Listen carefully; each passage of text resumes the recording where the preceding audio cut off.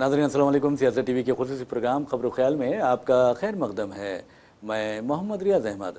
नाज़रीन, आप अच्छी तरह जानते हैं कि आलमी सतह पर हालात किस कदर तबाही और बर्बादी की तरफ रवां दवा हैं और इसके लिए अमेरिका और इसराइल ज़िम्मेदार हैं।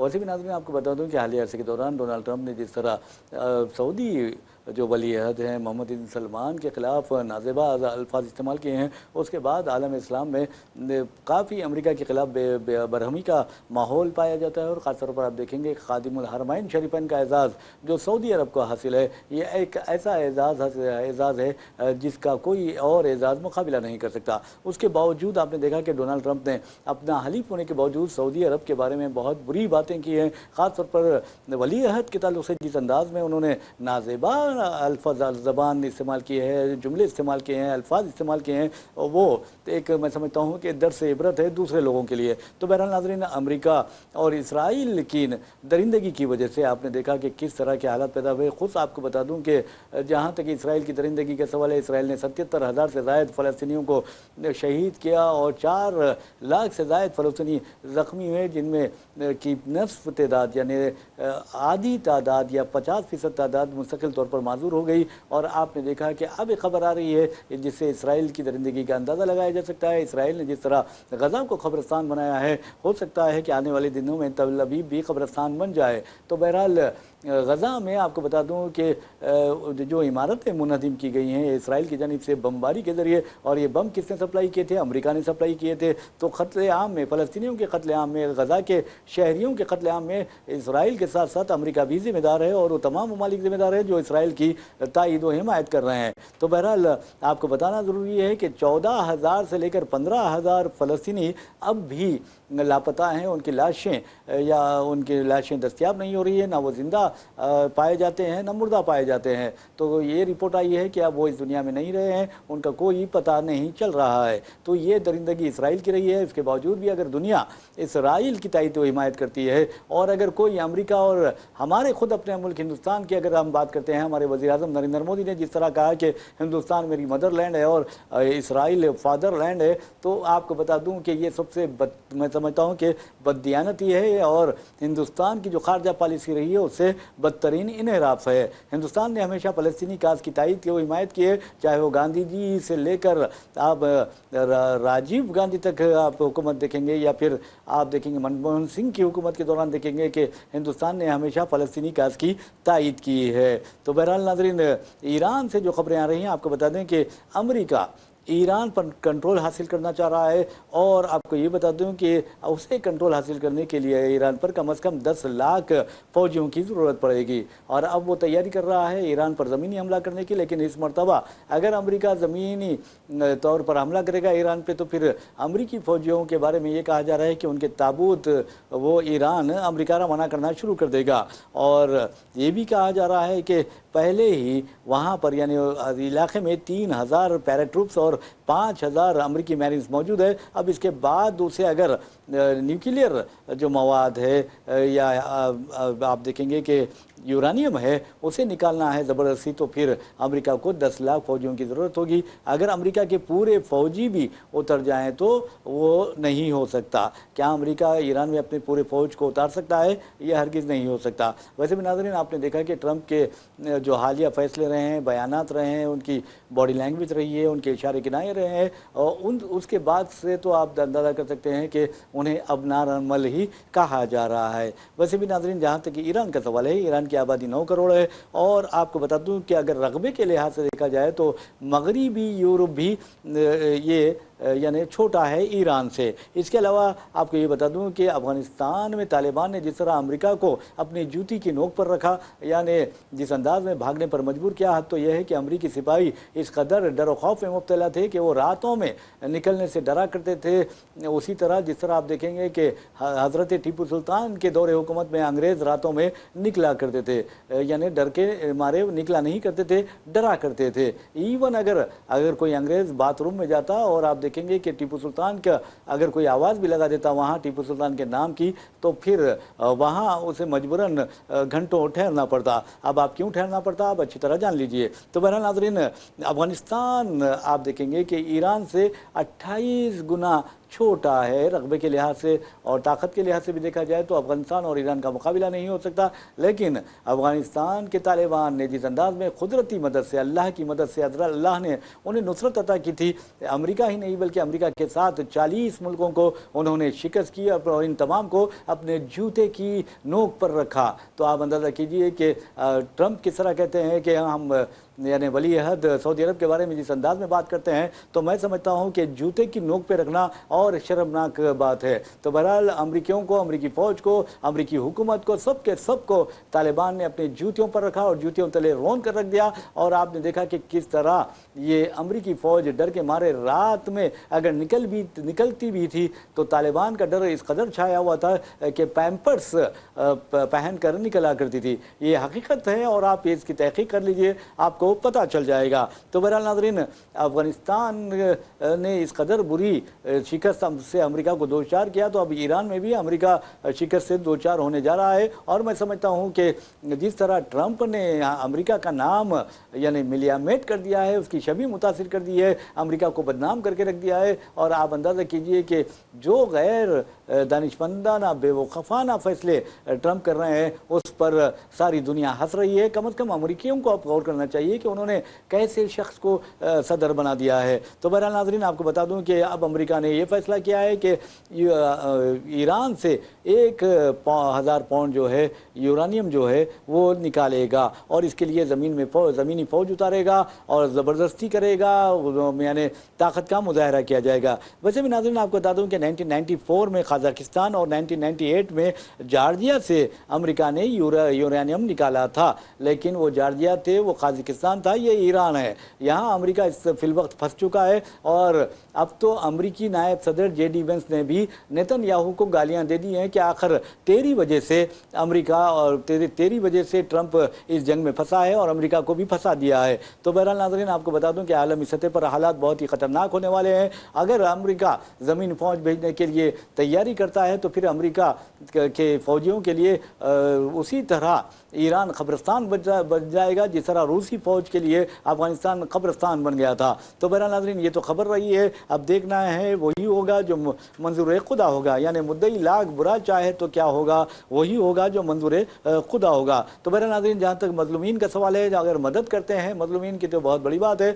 हिंदुस्तान भर के मुसलमान ईरान की मदद कर रहे हैं। ख़ासतौर पर आपने कश्मीर में देखा कि किस तरह लोग अपने ज़ेवरात, यानी बेवा ख़वातीन भी अपने ज़ेवरात, यतीम लड़कियाँ अपने ज़ेवरात और अपने जो कुछ भी है वो ईरान के मुतासिरीन की मदद के लिए दे रहे हैं। वैसे भी आपको बता दूं कि 3000 से ज़ायद ईरानी शहीद हुए हैं अमरीकी हमलों में। आप देखेंगे कि क़ियादत का सफाया भी किया गया, उसके बावजूद भी अल्लाह की नुसरत ईरान को हासिल है और ईरान मुसलसल अमेरिका और इसराइल का मुकाबला कर रहा है। तो बहरहाल हैदराबाद इस मामले में पीछा रहने वाला कैसे रहेगा, यानी कैसे पीछे रहेगा। वैसे भी आप देखेंगे कि हिंदुस्तान ही नहीं, अगर दुनिया भर में भी मुसलमानों के खिलाफ नाइंसाफ़ी होती है, उन पर जुल्म होता है, तो हैदराबाद से आवाज़ ज़रूर उठती है। और आपको ये बता दूं कि आज शहर हैदराबाद की मुमताज़ शख्सियतों बस जमुल आपको बता दूं कि एडिटर सियासत जनाब जाहिद अली खान साहब की क़ियादत में एक वफद ने, एक डेलीगेशन ने ईरानी कौंसल जनरल हामिद अहमदे से मुलाकात की और उन्हें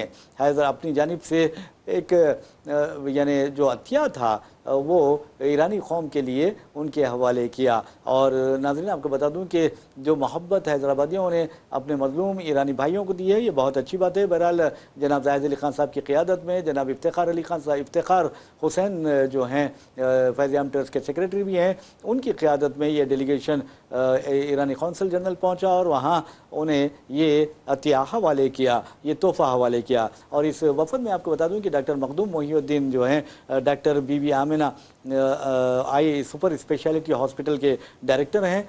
तो बहरहाल वो भी इस डेलीगेशन में मौजूद थे। डॉक्टर रोइया वो भी मौजूद थे। तो बहरहाल इन लोगों ने ईरानी कौंसल जनरल से मुलाकात की और ईरानी कौम के तय अपनी मोहब्बत का, अपने यानी हमदर्दी का इजहार किया और दुआ भी की कि अल्लाह ताला ईरान को नुसरत अता फरमाए। तो बहरहाल नाज़रीन, ये बहुत अच्छी बात है, मुसीबत ज़दों की मदद करना। और आपको बता दूं कि तुर्की में जब ज़लज़ले आए थे उस वक्त तुर्की की मदद के लिए भी रोज़नामा सियासत की जानिब से बहुत अहम इक़दाम किए गए थे और वहाँ भरपूर मदद की गई थी और उसमें फैज़ आम ट्रस्ट का भी अहम किरदार रहा है। बहरहाल नाज़रीन, एक और ख़बर की जानिब हम आपको लिए चलते हैं। उस खबर का ताल्लुक़ आपको बता दूँ कि ज़मीर अहमद ख़ान कर्नाटक के रियासती वज़ीर है और आपको यही बता दूं कि ज़मीर अहमद ख़ान ने सारे संघ परिवार के ख़ानदानों को, अरकान ख़ानदान को ललकारा है और ये बता दिया है कि हम जो करेंगे वो तुम नहीं कर सकते। मिसाल के तौर पर आपको बता दूं कि फ़िलवक्त ज़मीर अहमद ख़ान उस रियासत में है जहाँ पर असम्बली इंतख़ाबात होने वाले हैं और वहाँ पर बहुत जल्द यानी अगले माह असम्बली इंतख़ाबात होने वाले हैं। मैं बात कर रहा हूँ केरला की। केरला के दौरे के मौके पर ज़मीर अहमद ख़ान ने मदीना एजुकेशन इंस्टीट्यूट्स का दौरा किया, वहाँ का मुआयना किया और फिर वहाँ के लोगों से मुलाकात भी की। तो बहरहाल हम आपको बता रहे थे कि ज़मीर अहमद ख़ान ने वो काम किया जो आरएसएस का कोई भी सरबराह नहीं कर सका। आरएसएस का सरबराह करने तो दूर की बात है, कोई सरबराह से लेकर कोई सरसंचालक हो यानी सरबराह हो या फिर एक मामूली कारकुन हो, वो भी इस बारे में सोच नहीं सकता और ना ही कर सकता है। तो बहरहाल ज़मीर अहमद ख़ान ने कुछ अरसे कबल आपको बता दूं कि हिंदुस्तान के तमाम फ़िरका परस्त दरिंदों को ये चैलेंज कर दिया था, ज़ात पात में बांटने वालों को, लोगों को ज़ात पात में बांटने वालों को ये चैलेंज कर दिया था कि मैं जो करूँगा वो तुम नहीं कर सकते। तो बहरहाल ज़मीर अहमद ख़ान ने एक चम्मार पंडित को निवाला पेश किया। निवाला पेश कर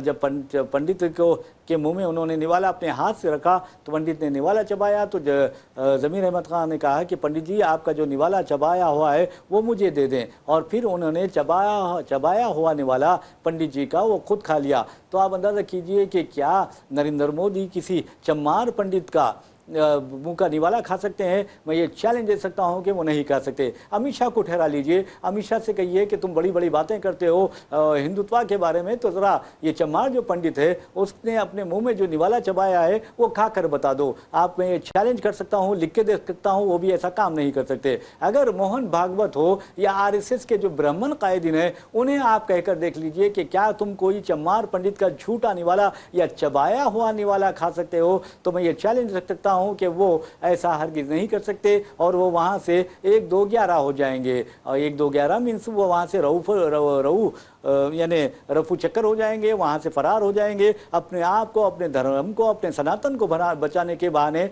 वो वहां से रवाना हो जाएंगे। तो बहरहाल नाज़रीन, आपको बता दूं कि बातें तो ये बहुत बड़े करते हैं, लेकिन जो पसमानदा तबक़ात के लोग होते हैं, दलित हो या कबायली हो या दर्जे फहरिस्त तबक़ात के लोग हों, ये लोग जो हैं ये ब्राह्मणवाद होते हैं और ये लोग जो है वो कभी इन्हें बर्दाश्त नहीं करते, अपने करीब बिठाते नहीं, उनके साथ खाना नहीं खाते, तो ये उनका झूठा निवाला कैसे खाएंगे? तो बहरहाल ये बहुत अच्छी बात है कि ज़मीर अहमद ख़ान आज भी सारे मुल्क को एक पैगाम दे रहे हैं कि फ़िरका परस्त दरिंदों से बचे रहो। फ़िरका परस्त अंग्रेज़ों के दौरान भी गद्दारी की थी और आज भी गद्दारी कर रहे हैं, उन्हें ये पैगाम दिया है। तो बहरहाल नाज़रीन, एक और ख़बर की जानिब हम आपको लिए चलते हैं। उस खबर का ताल्लुक़ है तेलंगाना की ख़वातीन से। आपको यही बता दूँ कि आपने देखा कि किस तरह महालक्ष्मी स्कीम के तहत अब तो 28 माह होने आ रहे हैं। तो इन 28 माह के दौरान तेलंगाना ख़वातीन ने, आपको बता दूं कि 10,000 करोड़ रुपए तेलंगाना की ख़वातीन की बचत हुई है।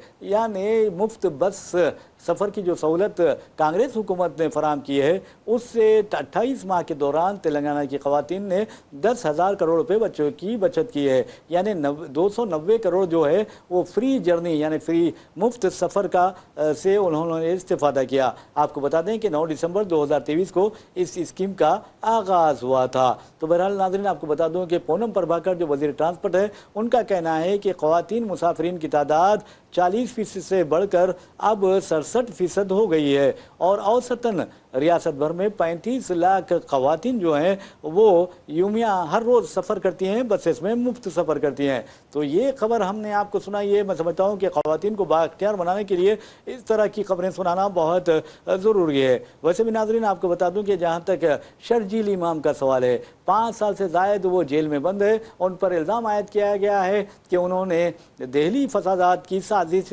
रचने में अहम किरदार अदा किया था, जबकि शर्जील इमाम का कसूर ये है कि कि वो मुसलमान हैं और तलबा विंग के यानी स्टूडेंट यूनियन के या स्टूडेंट एक्टिविस्ट हैं और वो अपने खिताब के ज़रिए इनकलाब बर्पा कर सकते हैं। और उन्होंने मोदी हुकूमत को और फ़िरका परस्त दरिंदों को अपने बयानात में, अपनी तकारीर में, अपने आर्टिकल्स में निशाना बनाया, यानी तनकीद का निशाना बनाया। तो बहरहाल आपको ये भी पता है कि कारकाडोमा कोर्ट ने शर्जील इमाम को 10 दिन के लिए उबूरी ज़मानत दी थी, यानी पैरोल पर रवाना किया था ताकि वो अपने छोटे भाई की शादी में शिरकत कर सकें और अपनी बीमार माँ की तीमारदारी कर सकें। और आप अंदाज़ा कीजिए कि अगर बीमार माँ के लिए सबसे बड़ी अगर कोई दवा है तो वो उस बेटे की मुलाकात, उस बेटे से मुलाकात है जो 5 बरसों से जेलों में अपने नाकर्दा गुनाह की सज़ा पा रहा है। तो बहरहाल 2020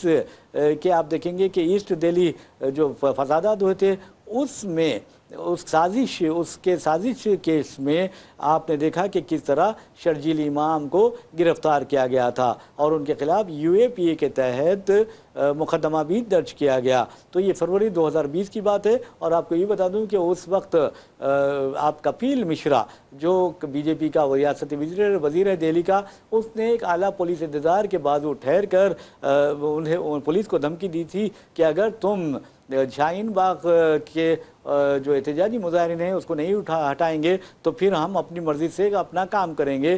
तो बहरहाल आप देखेंगे कि उसको गिरफ़्तार नहीं किया जाता, उसके खिलाफ कार्रवाई नहीं की जाती। हालांकि उसके खिलाफ कार्रवाई के लिए बरिंदा करत जैसी कम्युनिस्ट कायद ने अदालत से रुजू भी हुई थी। बाद में अदालत ने मजबूरन उसके खिलाफ मुकदमा दर्ज करने की बात की थी, लेकिन वह आज़ाद फिर रहा है और उसे कोई नहीं पकड़ता।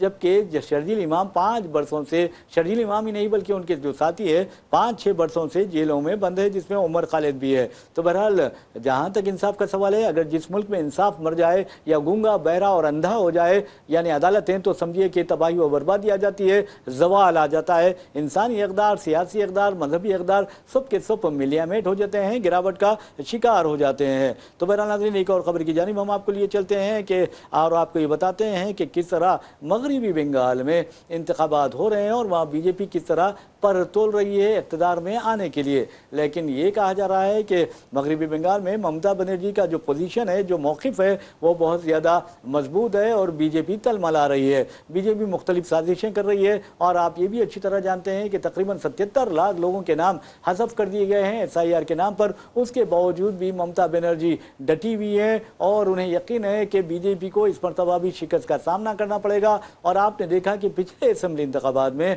ममता बनर्जी के खिलाफ BJP ने काफ़ी प्रोपेगेंडा किया, सरकारी मिशनरी को इस्तेमाल भी किया गया, लेकिन आपने नताइज देखे कि किस तरह लैंडस्लाइड विक्ट्री ममता बनर्जी की TMC को हासिल हुई और BJP सिर्फ 77 असेंबली हलकों तक ही महदूद होकर रह गई। तो बहरहाल अब ममता बनर्जी की रियासत मगरबी बंगाल में 2 मरहलों में इंतखाबात होने वाले हैं। 294 यानी 294 नशस्तें वहाँ पर है और अब अंदाज़ा कीजिए कि कांग्रेस ने तनहा 284 नशस्तों पर अपना मुकाबला करने का ऐलान कर दिया है और अपने उम्मीदवारों के नामों का उन्होंने ऐलान भी कर दिया है। मासूम बेनज़ीर नूर, ये TMC की साबिक़ रुकन राज्यसभा है, हाल ही में उन्होंने कांग्रेस में शमूलियत इख्तियार की। तो बहरहाल अब उन्हें टिकट दे दिया गया है मालतीपुर असेंबली हल्के से, वो उन्हें उम्मीदवार बनाया गया है जो ज़िले मालदा में आता है। इसके अलावा आपको बता दूं कि अधीर रंजन चौधरी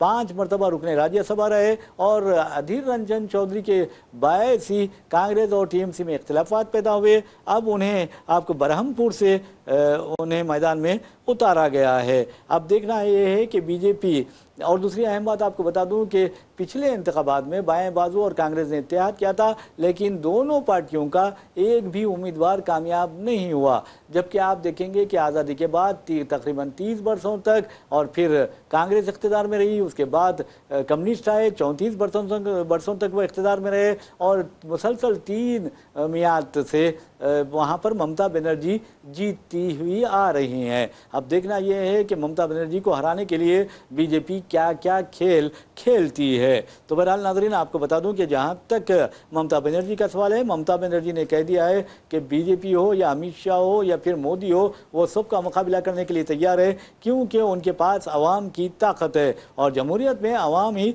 सबसे बड़ी ताकत होती है। तो बहरहाल नाज़रीन, ये सबसे अहम बात है। और दूसरी अहम बात ये भी खबरें आ रही हैं, जहाँ तक आलमी यानी बहरान का सवाल है, इक़्तिसादी बहरान पैदा होगा, महंगाई बढ़ जाएगी, क्योंकि ईरान की जगह अगर वसत कर जाती है, ये अमेरिका और इसराइल ईरान को निशाना बनाते रहेंगे तो फिर हालात बहुत ज़्यादा ख़राब हो जाएंगे, क्योंकि ईरान भी उनका मुंह तोड़ जवाब देने लगा है। नाज़रीन, आपको बता दूं कि अब ये कहा जा रहा है कि पेट्रोल और डीजल की कीमत यानी जो खाम तेल की कीमत है वो $200 पर बैरल यानी फ़ी बैरल तक पहुंच जाएगी। नतीजे में हिंदुस्तान जैसे मुल्कों को पेट्रोल और डीजल की कीमतों में बेतहाशा इजाफा करना पड़ेगा। वैसे भी मोदी हुकूमत काफ़ी परेशान है, क्योंकि बैरूनी सरमायाकार भी हमारे पास से पैसा निकाल रहे हैं, यानी सरमाया वापस लेकर अपने अपने मुल्कों को वापस हो रहे हैं। ऐसे में आपको बता दूं कि हिंदुस्तान के में हालिया बरसों के दौरान अरबों डॉलर्स बैरूनी सरमायाकारों ने अपनी सरमाया निकाल लिया है। अब देखिए कि जहाँ तक तेल की कीमतों का सवाल है, अब फिल वक्त हैदराबाद में 110 रुपये लीटर पेट्रोल और डीजल मिल जाते हैं, लेकिन अब ये कहा जा रहा है कि अगर क्रूड ऑयल यानी खाम तेल की कीमत $200 फ़ी बैरल हो जाए तो फिर महंगाई बहुत ज़्यादा हो सकती है, जिसका तस्वुर भी हम नहीं कर सकते। अब मगरबी बंगाल है, आसाम है, केरला है और तमिलनाडु के साथ साथ मरकज़ी ज़ेर इंतज़ाम इलाका पुडुचेरी है, वहाँ पर इंतखाबात हो जाते हैं तो फिर समझिए कि 4 मई को तो नताइज का ऐलान किया जा रहा है। उस वक्त तक ईरान जंग जारी रहती है तो फिर समझिए कि हालात बहुत ख़राब होंगे और मोदी हुकूमत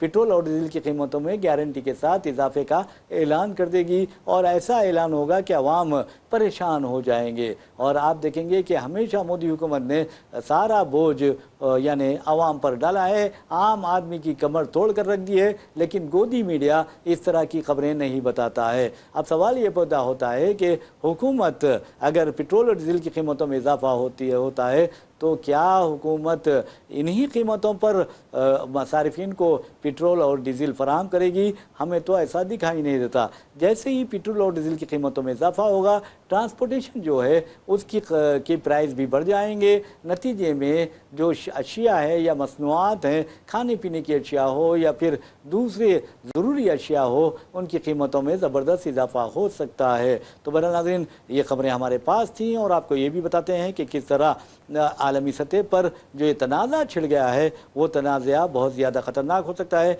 क्योंकि आपको बता दूं कि इस तनाज़े के छिड़ने के नतीजे में कम से कम 3,75,000 हिंदुस्तानी वतन वापस हो चुके हैं। जबकि आपको बता दूं कि आलमी सतह पर यानी सिर्फ मशरिक़ वस्ता में 1 करोड़ से ज़ायद हिंदुस्तानी खिदमत अंजाम दे रहे हैं। उनका रेमिटेंस तकरीबन मैं समझता हूँ कि $50 अरब से ज़ायद आता है और ये बहुत अहम बात है। वैसे भी दुनिया में सबसे ज़्यादा रेमिटेंस या तरसील ज़र जो होती है वो हिंदुस्तानी अपने मुल्क को करते हैं। तो नाज़रीन, आपको बता दें कि ये जो खबरें हमने आपको सुनाई हैं ये सबसे अहम खबरें हैं। वैसे भी जहाँ तक पेट्रोल और डीजल की कीमतों में का सवाल है, आपको ये बताना ज़रूरी है कि मोदी हुकूमत काफ़ी परेशान है, लेकिन वो अपनी परेशानी ज़ाहिर नहीं कर रही है। अब कांग्रेस जैसी पार्टी है जो हिंदुस्तान की कदीम पार्टियों में जिसका शुमार कदीम पार्टी है हिंदुस्तान की, उसने वाज़े तौर पर कह दिया है कि मोदी की जो बैरूनी पॉलिसी है, फॉरेन पॉलिसी है, खारजा पॉलिसी है,